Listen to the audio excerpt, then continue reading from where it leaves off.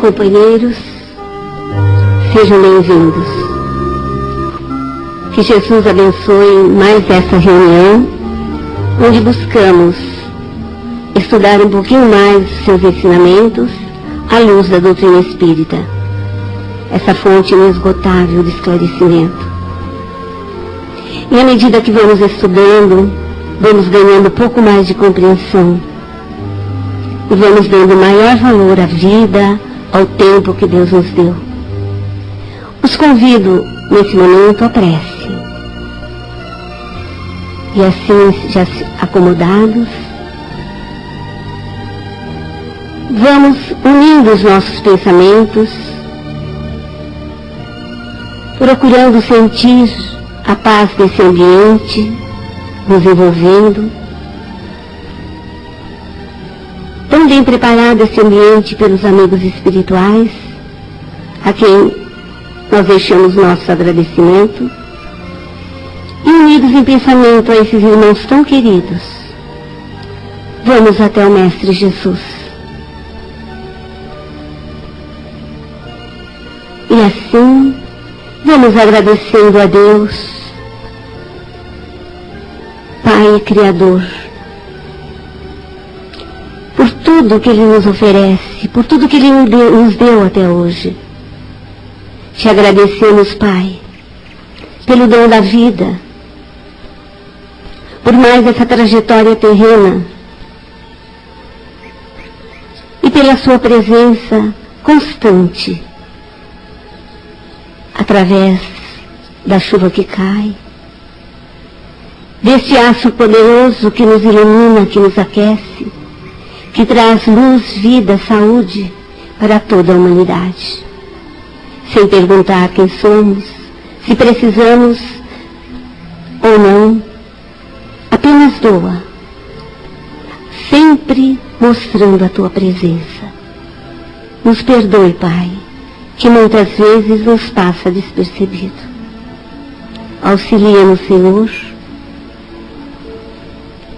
em nossa trajetória.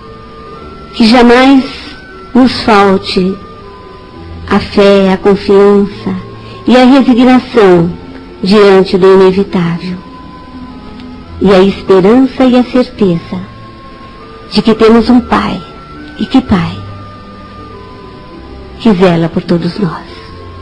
E assim, agradecidos, nessa sintonia amorosa, nós vamos envolvendo o companheiro Lombardo, que ele seja feliz na explanação do tema de hoje, que é do Evangelho segundo o Espiritismo. Escândalos. Se a vossa mão não é motivo de escândalo, cortai-a, se é motivo. Deixai vir a mim os pequeninos. Bem-aventurados os que têm os olhos fechados. A palavra é sua, Lombardo, seja feliz.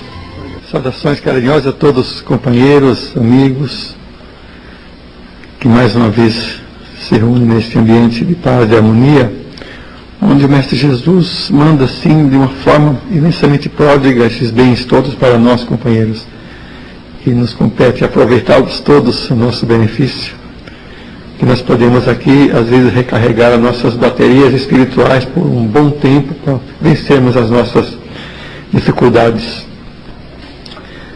Ontem fez exatamente 7 anos que desencarnou nosso Chico Xavier. E ele queria, nas seus anseios, assim, desencarnar num dia que fosse de alegria para os brasileiros. E foi justamente naquele dia, naquela tarde, em que o Brasil ganhou um campeonato mundial de futebol. Foi interessante, né? Porque logo depois ele desencarnou. Então, quando o povo comemorava toda essa vitória do Brasil, então ele, mansamente, ele partiu para a vida espiritual, depois de uma vida de mais ou menos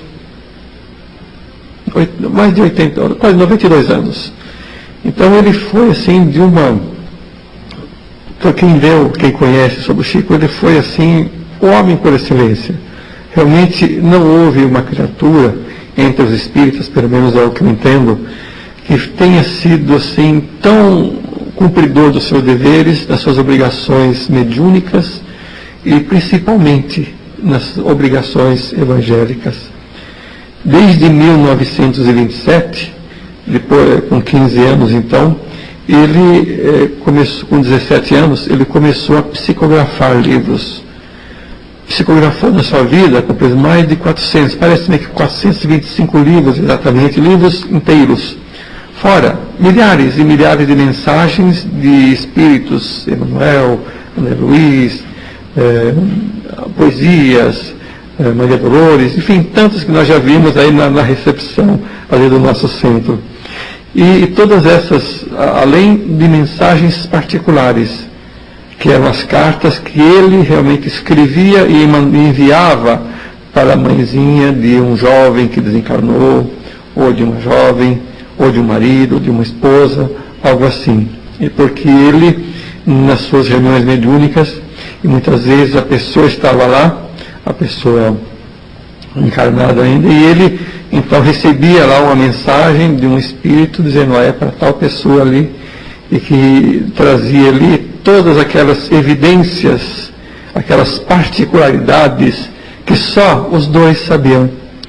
Então é algo assim estupendo em termos de mediunidade o Chico ter feito todos esses trabalhos.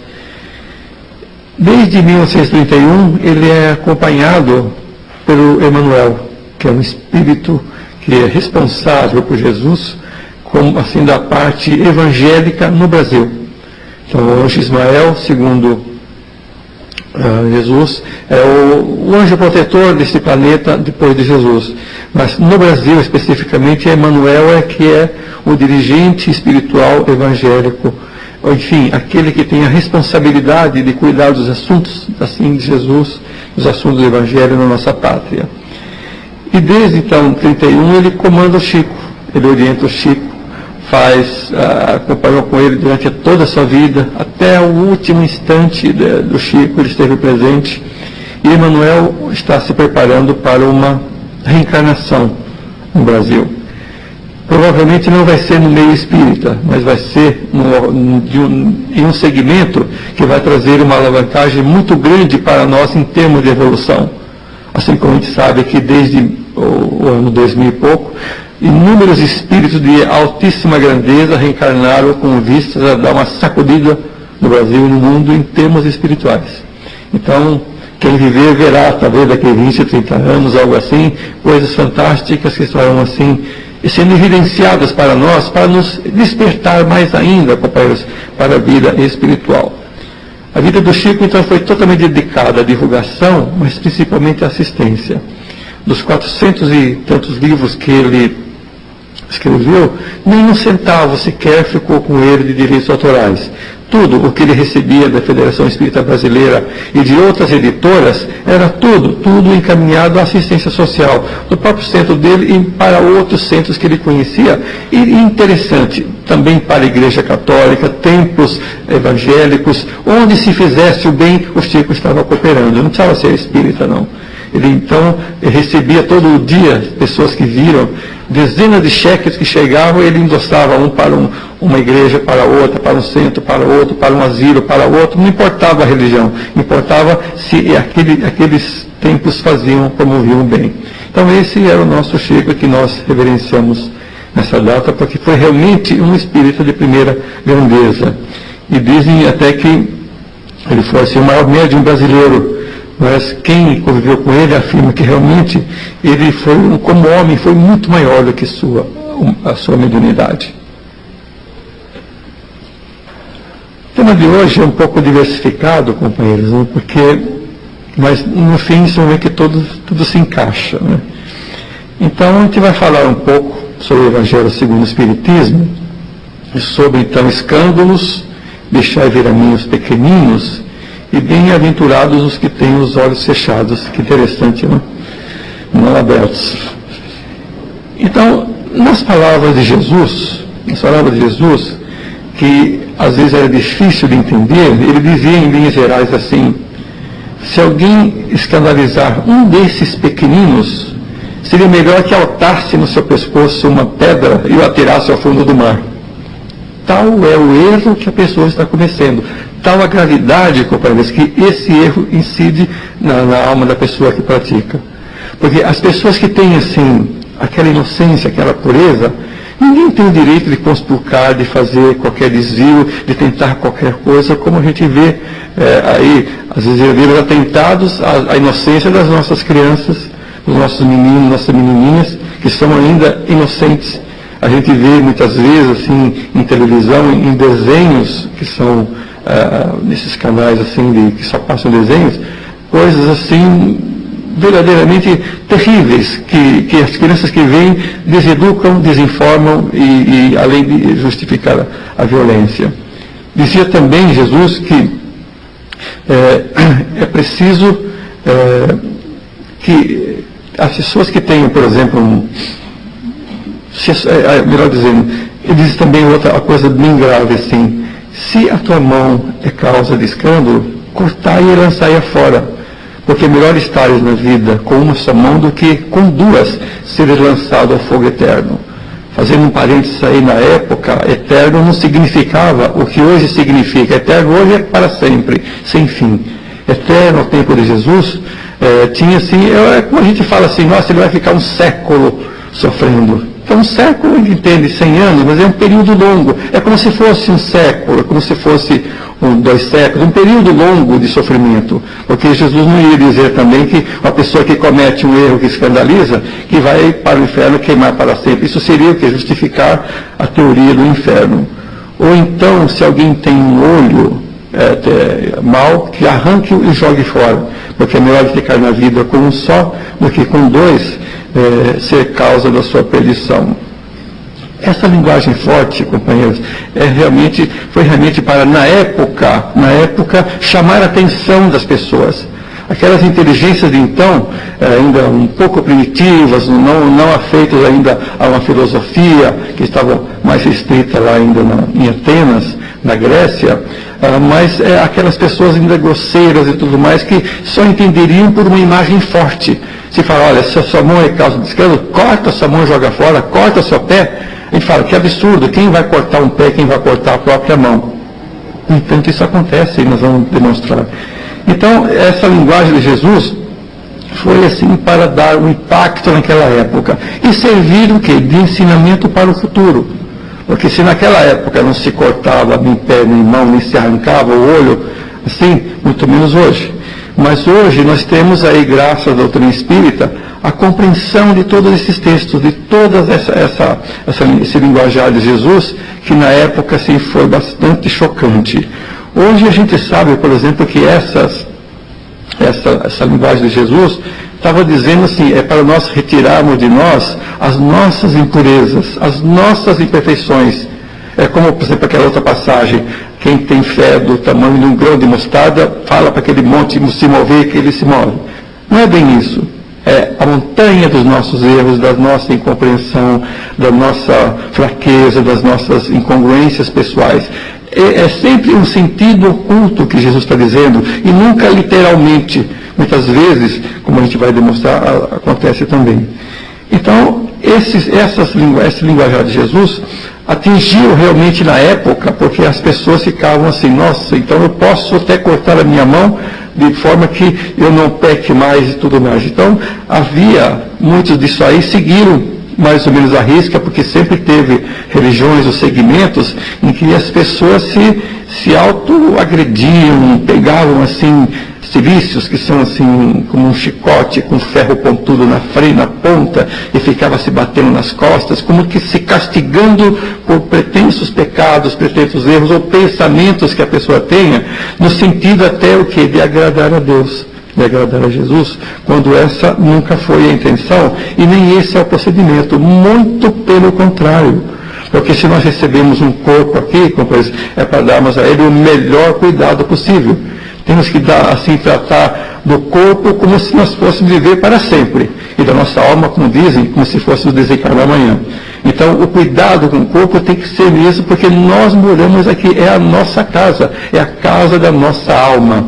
E esse cuidado que tem que ter, ele é básico, não fazendo com que ele se desestruture, que ele pereça, ou que tenha assim as suas infecções. Então, o sentido evangélico do escândalo não é assim, por exemplo, de fazer com que uma pessoa muitas vezes solta um escândalo na praça, muitas vezes o próprio ato do escândalo, ele choca tudo mais, mas é a intenção, é o que vem por trás. Por exemplo, a gente sabe, se quem se lembra, por exemplo, quando houve aquele incidente lá de terrorismo nos Estados Unidos, no 11 de setembro, em que aqueles aviões se chocaram com aquelas torres. Milhares e milhares de vezes nós ficamos vendo na televisão aquelas cenas incansavelmente jogadas na nossa retina, na nossa consciência. Da mesma forma, como também, outra vez nós tivemos esse mesmo desastre de avião há pouco tempo, quer dizer, repete, quer dizer, é um escândalo, quer dizer, é uma forma de escandalizar a todo mundo. É uma forma, vamos dizer assim, errada ou, segundo o Evangelho, meio pecaminosa assim, porque veja só, fica aqui desestabilizando. Quando acontece um acidente dessa natureza, dessa gravidade, o som está falho. Quando acontece um acidente assim, é para nos unirmos em pensamento, em vibração, em amor, em carinho, tudo mais, envolvendo aquelas pessoas e não nos levando justamente para o polo contrário, que é o desespero, a aflição, o que aconteceu, cadê a caixa preta, não sei o quê. Tudo isso, deixa que se cuida, mas nós temos que ter o quê? É o nosso cuidado vibratório, porque todo escândalo, companheiro, deixa assim um clima vibratório péssimo, deixa uma desestabilidade no ar. A gente pode, às vezes, muitas vezes, ser pego assim numa falha, né? E alguém pode chegar para nós e fazer um escândalo, olha, você errou, veja só, a gente fica até assim, atrapalhado e tudo mais, escandaliza quem está também ao nosso lado, mas se a pessoa chega para a gente, como disse Jesus, se você tiver algo contra o seu irmão, chegue com ele devagarzinho, o seu som está bom, chega com ele devagarzinho e converse com ele, ganhe o seu irmão e não conflite com ele, não contende com ele. Porque nós temos que cuidar o quê? Daquilo que nós fizemos no nosso irmão. André Luiz nos diz que nós somos responsáveis pelos pensamentos que nós jogamos no ar, pela imagem que o nosso pensamento cria na mente dos outros. Então veja só, aí está também o escândalo em toda a sua extensão. E todas essas notícias então desencontradas que nós temos assim na imprensa, na mídia, na TV, no rádio e tudo mais, devemos sempre, nunca nos desesperarmos. Se aconteceu um acidente terrível, paciência, aconteceu, vamos ajudar da melhor forma, não ficando aflitos, não jogando mais aflição no ar, não jogando mais desesperação, justamente para aquelas famílias que estão lá, assim, angustiadas com toda aquela situação. Então, a gente sabe, por exemplo, que essa questão de não, se a tua mão é motivo de escândalo por praia, na verdade, muitas vezes acontece.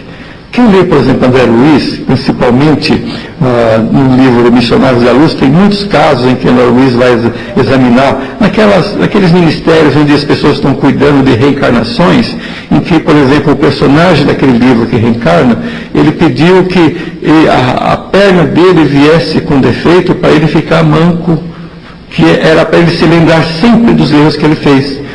Pediu também que ele viesse com deficiência cardíaca mais para a madureza da vida, para ter também certas contenções para ele não se perder. Então veja só, é como se ele tivesse cortado um pouco do seu coração, um pouco da sua perna. Há também, como vamos falar depois, o caso do cura Dales, pessoas que, por uma questão assim de erros muito graves com referência assim, à visão que a pessoa usa para o lado errado, ela nascer cega. Haveria uma imensa justiça, se todos nós, a imensa maioria, nasce pelo menos, pode até estar sofrendo muito. Se tem os olhos e ver, já é uma bênção muito grande. Imagina a pessoa sofrer e mesmo assim não ter olhos para ver, a enxergar a natureza, as flores, as pessoas e tudo mais. Então é assim, seria uma consequência, um karma muito pesado se a pessoa ter isso aí sem nenhum motivo. Mas há uma razão para tudo, porque na maioria das vezes, na imensa maioria, as pessoas programam as suas encarnações, as suas deficiências, as coisas que vão limitá-la nessa terra, para quê? para que ela não cometa outras coisas. Então ela vai ser segura pelo seu próprio corpo. E o nosso corpo é realmente como o freio da nossa alma. Há pessoas que têm a maior saúde do mundo, têm a tranquilidade, têm a disponibilidade de tudo, e com isso faz o quê? Desperdiça tudo, joga fora todas as coisas que tem, abusa de tudo fisicamente, até que chega uma hora que a desencarnação vem e a pessoa vai colher frutos muito amargos. Então, essa questão assim, de deixar, de lançar fora a nossa mão, se ela for motivo de escândalo, ela tem uma razão de ser, assim, na prática hoje, e a gente veio entender isso devido à doutrina espírita, porque realmente são essas programações, essa leitura, esse estudo que a gente faz da doutrina, apesar dos companheiros, que nós vamos aprendendo todas essas coisas que às vezes as parábolas de Jesus, muito contundentes, muito fortes, as suas imagens não nos deixavam entender. Outro tema que vamos falar é sobre deixar vir a mim os pequenos. Essas palavras de Jesus, companheiros, elas têm um grande significado, porque realmente entendo que seja assim uma exortação à proteção da infância. Mas é maior ainda a proteção assim, da infância espiritual. E Jesus não veio aqui para proteger crianças, também, mas ele veio também para despertar o quê? As nossas condições espirituais. Porque na época que ele veio, nós já estávamos lá, e, no entanto, nosso entendimento ainda era infantil, com referência às coisas divinas. Então ele veio trazer, e para as pessoas não inibirem, não prejudicarem, ou não escandalizarem também os pequeninos, porque realmente é uma responsabilidade muito grande, tanto que Jesus até fala, seria melhor que alguém atasse uma pedra de moinho no seu pescoço e se atirasse no mar. Tal é o erro, tal é a calamidade que uma pessoa que usa assim a sua eloquência, seus conhecimentos espirituais e mentais, companheiros, para assim, desvirtuar ou para lançar as suas ideias que ele acredita que sejam boas. Então, essa mensagem, deixar vir a mim os pequeninos, tem um grande significado, porque Jesus também disse que porque o reino de Deus é daqueles que a eles se assemelham. Não que seja para as crianças, que pode ser também, mas é para aqueles espíritos que se assemelhem às crianças. Ou seja, a inocência, a pureza, a boa intenção, a confiança, aquele sorriso alegre. Então, o reino dos céus é para aqueles que realmente se assemelham no coração a uma criança que a gente imagina esteja assim ainda no seu início de vida, como pura, como alegre e tudo mais. Então, essa mensagem de Jesus, ela tem esse significado de trazer para nós o cuidado com o nosso conhecimento, o cuidado também com as crianças e o cuidado naquela influência que nós tivermos sobre as almas. Quem ensina, quem educa, quem transmite, quem fala alguma coisa em benefício dos outros, que esteja, companheiros, sempre para o melhor, para o bem e tudo mais. O último ponto de hoje, companheiros, é bem interessante e dá até para fazer uma pequena história sobre isso. Essa mensagem é uma mensagem do Cura d'Ars, Vianney. Cura d'Ars foi dado em Paris em 1863. O Evangelho segundo o Espiritismo saiu em 1864. Esse Cura d'Ars, ele até pesquisando na internet, existem milhares e milhares de sites sobre esse cura, que foi um pároco de uma cidadezinha chamada D'Ars. E essa cidadezinha D'Ars, então largou lá o cargo de pároco, e era a cidadezinha a mais miserável, a mais pobre que tinha lá naquela região. Então mandaram esse Vianney para lá, né, João Vianney, para cuidar, porque ele era um padre assim, do maior desligamento com ele mesmo, assim, quer dizer, para ele comer um pedaço de pão tá bom, uma roupa tá bem, dormia poucas horas por noite, e o restante das horas ele trabalhava, ajudava, fazia, amparava e tudo mais. Então mandaram quem? Esse Vianney, para ser o cura lá daquela região. E ele realmente se tornou uma pessoa extraordinária. Ele se tornou tão importante que ele recebia assim, delegações assim, de muitas cidades da Europa, que as pessoas iam lá só para vê-lo, só para ver como é que ele trabalhava. Ele trabalhava assim, só, por exemplo, em confissões, ele trabalhava quase aqui 17 horas por dia. Ele tinha um dom de sentir a consciência das pessoas. Então o que ele falava, o que ele ouvia em confissão, não era aquilo, às vezes meio frio, que a pessoa está falando, ele aproveitava para consolar, para ajudar. Então era assim uma pessoa extraordinária. Segundo consta a igreja, que ele foi canonizado em 1925, ele fez assim mais de, acho que entre 80 e 100 mil confissões ele concedeu para as pessoas. Então era uma pessoa extraordinária. E ele então fazia muitas curas. E essas curas também com referência assim à cegueira, né? Então numa reunião espiritual em 1863, o espírito dele foi evocado numa reunião espiritual, uma reunião espírita, por uma moça que estava presente e que era cega, e que estava pedindo a ajuda dele para ser curada de cegueira. Então ele veio e disse: olha, filha, eu vou fazer o que eu posso, porque na verdade tudo aquilo que eu sempre fiz foi porque Deus permitiu, porque Deus ajudou. Então, no seu caso, também eu vou ver o que dá para fazer. Mas o que é mais importante não é nem a cura. A verdade, muitas vezes, é que a cegueira que a pessoa recebe aqui é uma bênção. Por isso que ele diz que a mensagem é bem-aventurados que têm os olhos fechados, ou seja, cegos. Porque para ela, especificamente, e que ele dá assim, entender por alto, quer dizer, ela veio assim, porque ela preferiu lançar fora o seu olho do que entrar na vida com um olho que pudesse levá-la ao mal. É aplicação pura e simples. Então, arrancar é uma figura, mas sim, porque vamos tirá-la a sua luz, tirar a sua visão, porque ela mesma escolheu isso devido às suas provações. Então poderia chegar um momento em que a misericórdia divina entendesse que tinha acabado aquela aflição da pessoa, que aquela prova tinha acabado, e ela então vai receber a cura. Não que ele prometeu, mas ele disse que ia ver. Mas o maior ensinamento então que ele passa para todos nessa mensagem, companheiros, é que realmente a cegueira que tem, os problemas que nós trazemos para cá, foi aquilo que nós consideramos assim, lá no plano espiritual, como abençoados para a nossa vida. Então, aí que está. A nossa revolta não tem razão de ser.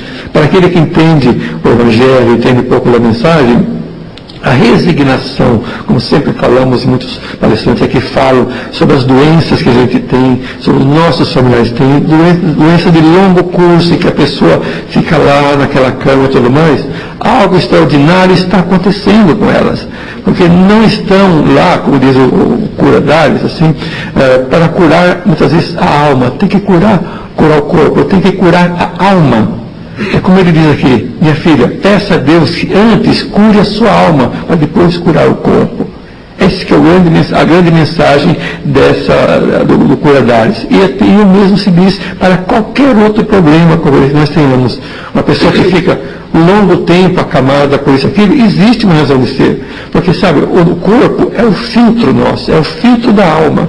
As pessoas que têm problemas assim, que acumulam durante as vidas todas, né, que acumulam, então chega uma hora que a nossa alma fica como que intoxicada de muita coisa. Então a gente vem para cá e começa a quê? Passar para o corpo. É como a gente tem uma espinha, é algo interno que tem que extrapolar, tem que sair da pele para poder renovar. É assim que acontece.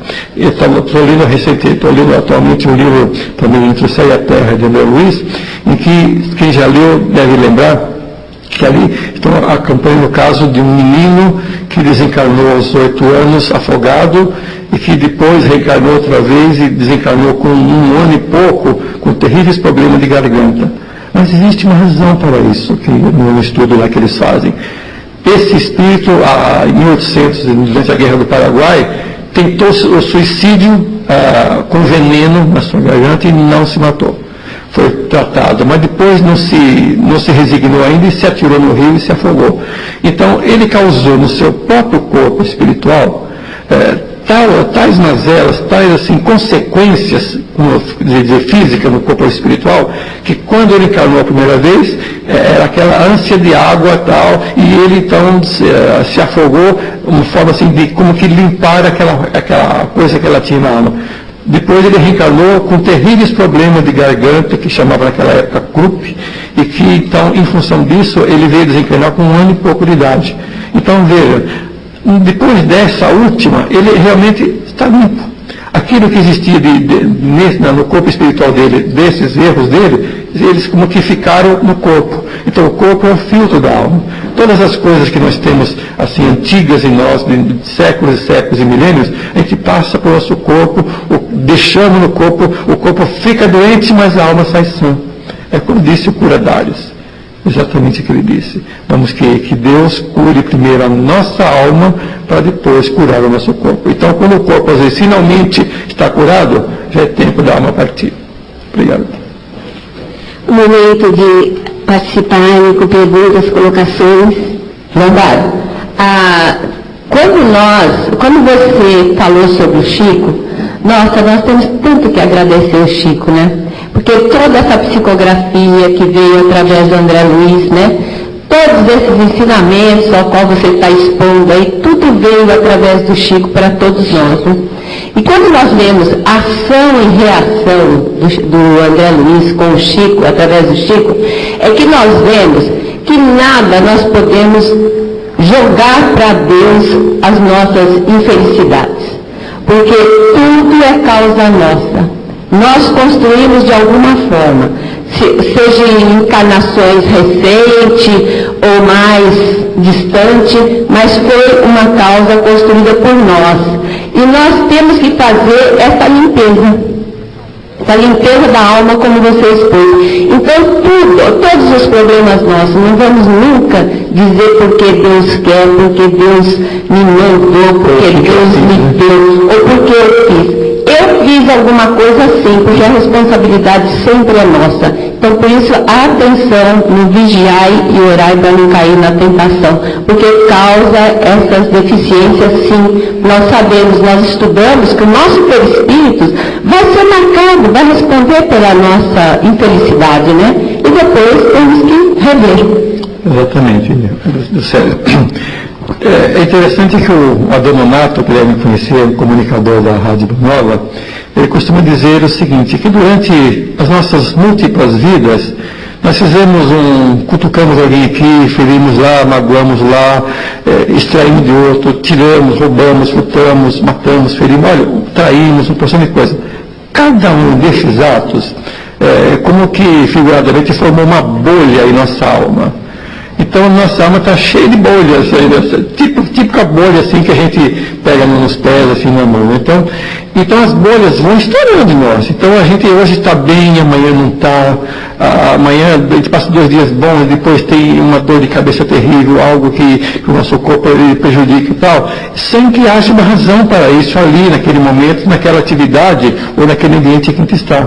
Então, nós temos que ter consciência de perceber isso aí. Porque realmente são coisas que estão como que voltando, graças a Deus, em conta-gotas, e não de uma vez só. Porque a gente passa uma vida toda tendo um problema aqui, um problema ali, um problema de cabeça, uma de rim, uma disso aqui, de forma que a gente está expurgando muita coisa da nossa alma, essas impurezas, porque passa pelo filtro do corpo. Somente aqui no corpo é que nós vamos nos libertar das nossas bolhas espirituais. Então, a Clélia falou, nós temos que nos conscientizar, nos compreender, não nos revoltarmos com nada do que acontece, porque se nós não procuramos, se a coisa veio, se nós abusamos, exorbitamos, então a consequência está aí, não podemos reclamar de nada, mas se não fizemos nada que pudesse causar isso ou aquilo, então é porque algo realmente no nosso corpo está mudando, está melhorando, está nos curando de alguma coisa. Isso é prático para nós. Leonardo, podemos entender também essa linguagem forte que Jesus usa, né? Cortar e não jogar esse motivo de escândalo. Podemos entender assim que é preferível a mutilação física do que a moral, quando a gente procura o caminho do vício, do crime, da irresponsabilidade, mais ou menos por aí. É outra figura, outro tópico que ele aborda que não me ocorreu, que realmente isso aí, às vezes o escândalo, a deficiência é viciosa, né, moral. Então, muitas vezes uma deficiência física faz com que a gente se iniba de fazer um dano moral ou uma viciação, né, de viciar o corpo com coisas, né, com tudo mais. Então, tudo tem um ensinamento. Olha, na justiça divina não se perde um mar nem um tio. Tudo tem uma utilidade para a gente desenvolver, melhorar e progredir. Como um outro tópico que ele fala também, que eu não me ocorreu na hora, é o seguinte, às vezes um escândalo serve assim de um homem para agredir outro homem, de forma que aquele agredido também, se ele souber se resignar, vai ser bom para ele. Não que não seja um erro para quem fez, porque não justifica. Se causou um bem para o outro em função de um mal, quem faz o mal tem sempre a intenção de fazer o mal. Nunca podemos tirar essa intenção. Mas quem recebe o mal e aproveita e evolui, bom para ele, mas o outro vai ter que também uma hora receber de volta. Então, é algo que nós temos que nos conscientizar disso aí, né? As fatalidades que ocorrem hoje em dia é meio que uma justificativa dos erros do passado, que nem do caso do menino que você citou que morreu afogado, por exemplo. Sim, veja só, aquilo que a gente não provocou, nem abusou, nem nada, né? Porque a gente sabe que há casos em que a pessoa abusa disso, abusa de velocidade, abusa de bebida, de droga e tudo mais, e vem consequências terríveis. Isso é uma consequência daqui mesmo. Aquilo, companheira, que nós não temos nenhuma lembrança de termos feito. Então, um desastre de avião, um afogamento, algo assim, é algo que realmente faz parte da nossa vida. Foi programado por nós mesmos. Na nossa anterior reencarnação. Sobre o menino que se afogou, era uma necessidade dele desencarnar afogado. Porque somente dessa forma é que ele ia limpar dos seus pulmões, da sua consciência, da sua mente, aquele ato que o suicídio é um dos piores atos que a pessoa pode cometer com ela mesma, sabe? Cometer, às vezes, um crime de morte é terrível, mas se tem uma forma, muitas vezes, de resgatar, você reencontra a pessoa tal, e cuida dela tal, mas às vezes a gente mesmo não. Aquilo fica gravado na nossa alma, no nosso corpo espiritual. E ao reencarnar, trazemos a deficiência. Então, é algo que ele tinha que passar. Como na segunda vez, ele teve que passar por segunda tentativa de suicídio, que foi de envenenamento, cuja garganta dele era sempre inflamada, algo assim. Então, é consequência dos nossos atos, sempre consequência. Suas considerações finais. Bom, companheiros, nós não vamos retirar, assim, nenhum membro nosso, nem nos cegarmos em nada, porque tudo isso é uma preciosa figura de Jesus. Mas nós podemos fazer assim algo diferente, nos prevenirmos de todas essas coisas. Se nós tivermos assim sempre o pensamento em equilíbrio, o pensamento vigilante e tudo mais, nós dificilmente vamos cometer alguma coisa que venha contra nós mesmos como consequência. Porque todo ato nosso que nós fizermos assim contra o nosso irmão, que o magoou, que o fez isso, que o feriu, que o surrupiou alguma coisa, que fez ele perder alguma coisa, realmente isso vai pesar na nossa alma. Porque é como disse Jesus, a lei maior é somente aquela de um artigo: amar a Deus acima de todas as coisas e ao próximo como a si mesmo. Não faria nenhum código civil, nem penal, nem tributário, nem nada. Bastaria somente cumprir esse mandato divino para que nós fôssemos felizes. Então, basta que nós nos lembremos disso em todos os atos da nossa vida. Obrigado. Obrigado, você. Companheiros, agora é aquele momento em que nós, após tanto receber, desde o momento que chegamos a esta casa, em bênção e aprendizado, eu os convido mais uma vez a se recolherem e vamos às vibrações. Vamos buscando, unidos no pensamento, aquela imagem que nos faz tão bem do Mestre Jesus da Galileia, com seu Evangelho de luz, que possa iluminar essas vibrações, que possa encaminhá-las aonde houver mais necessidade, envolvendo a todos. Paz, amor, bondade, união, fraternidade. E vamos envolvendo todos que caminham por essas estradas terrenas, muitas vezes aflitos, na dor de ver um filho, um irmão, um ente querido, envolvido no mundo do crime e das drogas. Olhar por esses que se encontram ainda na escuridão. Mostre a eles, Pai, um flash de luz, que eles tenham força, coragem, que percebam e que vá a essa direção. Vamos envolvendo as nossas crianças abandonadas nos faróis da vida, Não deixem que a revolta tome conta deste coraçãozinho. Envolver essa mente em muito amor e muito carinho. Que elas possam encontrar um lar. O amor de um pai, de um irmão. Olhai pelas nossas crianças. Que essas energias amorosas continuem fluindo em forma de luzes coloridas, cada uma com a sua função, alcançando os hospitais, pronto-socorro, envolvendo cada paciente em suas necessidades, harmonizando todos os chakras, dando equilíbrio espiritual e físico. Fortalecer os parentes, porque a dor em nosso planeta ainda é tão difícil de superar. Olhai por todos, Senhor, pelos lares em desajuste, levando o Evangelho de Jesus na sua pureza, na sua simplicidade, os nossos próprios lares. E nós, Pai, só temos a Te agradecer. E ainda pedir por aquele amigo, por aquele parente, eternos pedintes que somos, por aquele que nós sabemos está passando por um momento difícil. Vamos envolvê-lo com muito amor, com muito carinho. Obrigada, amigos da espiritualidade. Obrigado, Jesus, por seus ensinamentos. Obrigado, Pai, por estarmos reunidos nesse nome. Graças a Deus.